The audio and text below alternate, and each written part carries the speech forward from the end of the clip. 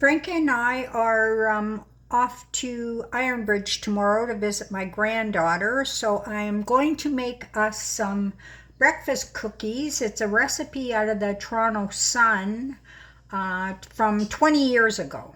And I made these 2 years ago when my friend and I traveled to the East Coast. Or no, it was last year when we traveled to the East Coast. And she thought they were delicious. So I thought, well, I'm going to make them for Franca and I, traveling cookies. So 1 cup of shortening. And to that, I'm going to add a cup of peanut butter. This is crunchy peanut butter. If you have smooth peanut butter, yeah, use that. So mix this up.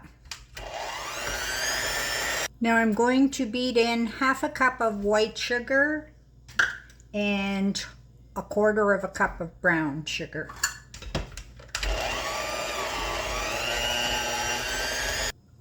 Now to the sugar mixture, I'm going to beat in 2 eggs, and I will continue to beat it until it appears nice, fluffy looking.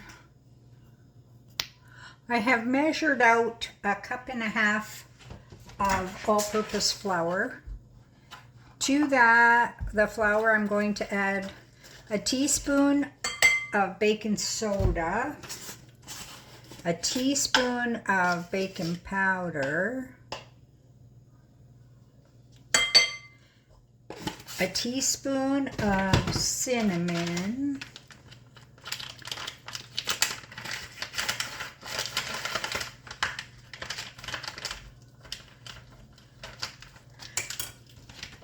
and because my peanut butter is natural peanut butter without any salt, I'm going to add about 1/2 teaspoon of salt.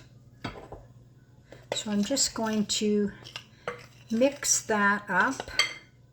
Here is my mixed up shortening, sugar, egg, and I'm going to mix in the flour. I have shredded up an apple.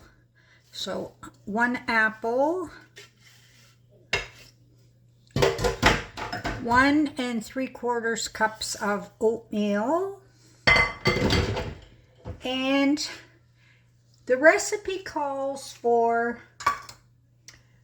1 1/4 cups of raisins, but because I don't have that quantity of raisins, I'm going to put in some cranberries. And then mix everything up again.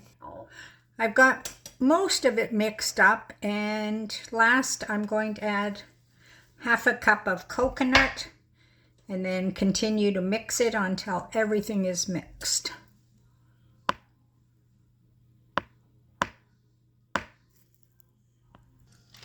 Now I've lined a cookie sheet with parchment. And I'm using a 1/4 cup scoop, and probably about 12 will fit. I've got the oven preheating 350, and these will cook 17 to 20 minutes until they're nice golden brown. Here's the finished cookies. They just have to cool, and then I will pack them for our trip tomorrow. We'll eat them and wash it down with coffee.